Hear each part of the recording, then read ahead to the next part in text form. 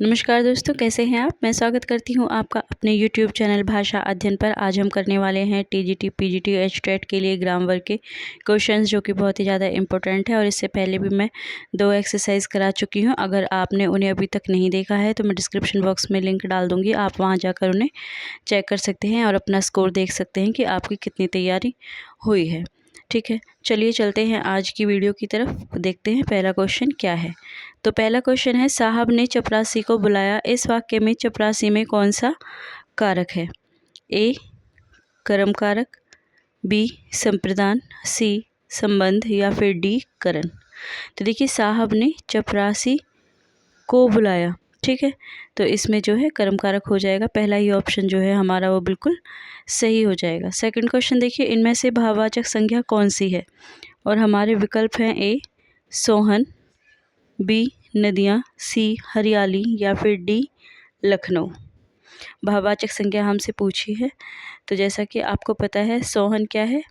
व्यक्तिवाचक संज्ञा है। नदियाँ जातिवाचक संज्ञा है। लखनऊ व्यक्तिवाचक संज्ञा है, ठीक है, लेकिन हरियाली जो है वो भाववाचक संज्ञा है। तो ऑप्शन सी है जो हमारा वो बिल्कुल सही हो जाएगा। ठीक है, क्वेश्चन नंबर 3 देखिए, इनमें से कौन सा शब्द समूहवाचक संज्ञा के अंतर्गत आएगा? और विकल्प देख लेते हैं। ए विज्ञान, बी कक्षा, सी लोहार या फिर डी ईमानदारी। समूहवाचक क्या होता है? समूह मतलब जिसमें बहुत सारे शामिल हों, ठीक है, तो इसमें ऑप्शन बी जो है वो हमारा बिल्कुल सही हो जाएगा। कक्षा समूहवाचक संज्ञा के अंतर्गत आता है। क्वेश्चन नंबर 4 देखिए, इनमें से द्रव्यवाचक संज्ञा छाटिए। और हमारे विकल्प हैं ए वीरता, बी समाजशास्त्र, सी सोना, डी ग्रोह। तो हमें द्रव्यवाचक संज्ञा को छांटना है, तो ऑप्शन सी जो है वो हमारा बिल्कुल सही हो जाएगा। सोना द्रव्यवाचक संज्ञा होता है, ठीक है, तो विकल्प सी हमारा सही जवाब होगा। क्वेश्चन नंबर 5 देखिए, इनमें से कौन सा शब्द संज्ञा शब्द है? और हमारे विकल्प हैं ए क्रुद्ध, बी क्रोधी, सी क्रोधित या फिर डी क्रोध।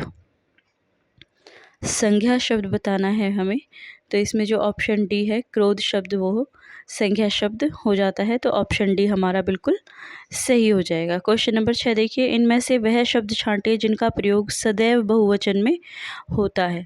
सदैव बहुवचन में होता है।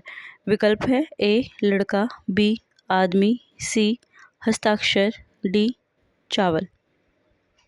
तो देखिए, जो हस्ताक्षर शब्द है उसका सदैव जो है बहुवचन में प्रयोग होता है। आंसू का भी सदैव बहुवचन में प्रयोग होता है। प्राण प्राण का भी सदैव बहुवचन में प्रयोग होता है, ठीक है, तो ये शब्द कुछ ऐसे शब्द जिनका हमेशा ही बहुवचन में प्रयोग होता है, ये कभी भी एक वचन में प्रयोग नहीं किए जाते। तो ऑप्शन सी है जो हमारा बिल्कुल सही हो जाएगा। क्वेश्चन नंबर 7 देखिए, इनमें से पुल्लिंग शब्द कौन सा है? विकल्प है हमारे ए दया, बी निर्धनता, सी बुढ़ापा, डी दुर्घटना। देखिए, स्त्रीलिंग पुल्लिंग जब हम देखते हैं तो हम सेंटेंस बनाकर भी देख सकते हैं। जैसे ए दया, मुझे उस पर दया आती है। और निर्धनता है कि जाती नहीं। अब मुझे बुढ़ापा आ गया है, उसकी दुर्घटना में मृत्यु हो गई, ठीक है, तो इसमें जो है ऑप्शन सी जो है हमारा वो पुल्लिंग में आता है, बुढ़ापा। क्वेश्चन नंबर 8 देखिए, इनमें से शुद्ध वाक्य कौन सा है? ए मेरा प्राण निकल गया, बी मेरी प्राण निकल गई, सी मेरा प्राण निकल गए या फिर डी मेरे प्राण निकल गए। तो इसमें डी ऑप्शन जो है बिल्कुल सही हो जाएगा। जैसा कि मैंने आपको थोड़ी देर पहले ही बताया था कि प्राण जो है वो सदैव बहुवचन में प्रयोग होता है, तो इसलिए इसमें मेरे आएगा, मेरे प्राण निकल गए, ठीक है, ऑप्शन डी हमारा बिल्कुल सही हो जाएगा। क्वेश्चन नंबर 9 देखिए, इनमें से स्त्रीलिंग शब्द छांटिए। ए चैत्र, बी मंगलवार, सी ऋतु, डी नगर।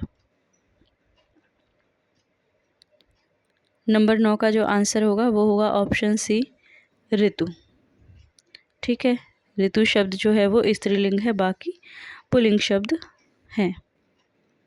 क्वेश्चन नंबर 10 देखिए, गीदड़ का स्त्रीलिंग इनमें से क्या होगा? विकल्प है ए गिदड़ी, बी गिदड़िन, सी गिदड़िनी, डी गिदड़िया। तो इसमें जो पहला ही ऑप्शन है वो हमारा बिल्कुल सही हो जाएगा। गीदड़ का जो स्त्रीलिंग शब्द होता है वो होता है गिदड़ी। ठीक है, गिदड़ी। क्वेश्चन नंबर 11 देखिए, इनमें से कौन सा वाक्य सही नहीं है? विकल्प है हमारे, बाग में अनेकों वृक्ष थे। बी, मेले में बेशुमार भीड़ थी। सी, मैंने हस्ताक्षर कर दिए। डी, शेर को देखते ही मेरे होश उड़ गए। तो इसमें देखिए पहला ही ऑप्शन है जो वो सही हो जाएगा, क्योंकि बाग में अनेकों आया है, जबकि अनेकों नहीं होता, सिर्फ अनेक होता है। ठीक है, इसमें ओ लगाने की ज़रूरत नहीं है, इसलिए पहला जो वाक्य है वो गलत है और हमारा जो यही सही जवाब हो जाएगा। क्वेश्चन नंबर 12 देखिए, अपादान कारक में कौन सी विभक्ति होती है? हमारे विकल्प है ए चतुर्थी, बी तृतीय, सी पंचमी, डी द्वितीय। तो देखिए विभक्तियाँ आपको याद करनी पड़ेंगी और आप एक पोएम की तरह, राइम की तरह इसे याद कर सकते हैं। जैसे कर्ता ने कर्म को, करण से संप्रदान के लिए, अपादान को, इस तरह से आप याद कर सकते हैं। और अगर आप इस तरह से करेंगे तो आपको इजीली पता चल जाएगा कि यह पांचवी विभक्ति है। पंचमी जो है ऑप्शन सी हमारा सही हो जाएगा। ठीक है, क्वेश्चन नंबर 13 देखिए, कर्म कारक की विभक्ति क्या है? ए द्वितीय, बी तृतीय, सी सप्तमी या फिर डी षष्ठी। तो इसमें जो है यह द्वितीय विभक्ति है, कर्ता ने कर्म को। तो पहला ही ऑप्शन है जो हमारा वो बिल्कुल सही हो जाएगा। क्वेश्चन नंबर 14 देखिए, क्वेश्चन नंबर 14 है, इनमें से कौन सा शब्द नित्य बहुवचन है? ए आंसू, बी भक्ति, सी दया, डी पुस्तक। तो जो नित्य अर्थात हमेशा ही बहुवचन में प्रयोग होता है वो है आंसू। पहला ही ऑप्शन जो है वो हमारा सही हो जाएगा। क्वेश्चन नंबर 15, सीता राधा से सुंदर है, इस वाक्य में राधा में कारक बताइए। सीता राधा से सुंदर है में राधा में कारक कौन सा है? विकल्प है हमारे ए करण, बी अपादान, सी कर्ता, डी संप्रदान। तो देखिए सीता राधा से सुंदर है, तो इसमें अलगाव का भाव आ रहा है, तो इसलिए इसमें अपादान कारक हो जाएगा। ऑप्शन बी है जो है वो हमारा बिल्कुल सही हो जाएगा। क्वेश्चन नंबर 16, मजबूरी शब्द में कौन सी संख्या है? ए जातिवाचक, बी भाववाचक, सी द्रव्यवाचक, डी व्यक्तिवाचक। तो मजबूरी शब्द में जो भाववाचक संख्या आती है ऑप्शन बी है जो हमारा वो बिल्कुल सही हो जाएगा। क्वेश्चन नंबर 18 देखिए, 17। क्वेश्चन नंबर 17 है, आज़ादी, गरीबी, बुढ़ापा, अंगड़ाई में कौन सी संज्ञा है? विकल्प है ए जातिवाचक, बी व्यक्तिवाचक, सी भाववाचक या फिर डी इनमें से कोई नहीं।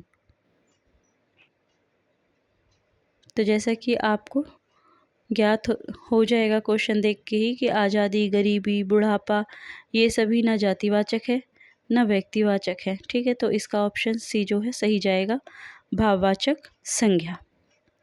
क्वेश्चन नंबर 18, सीता को पुस्तक दी, इस वाक्य में सीता को का प्रयोग किस कारक में हुआ है?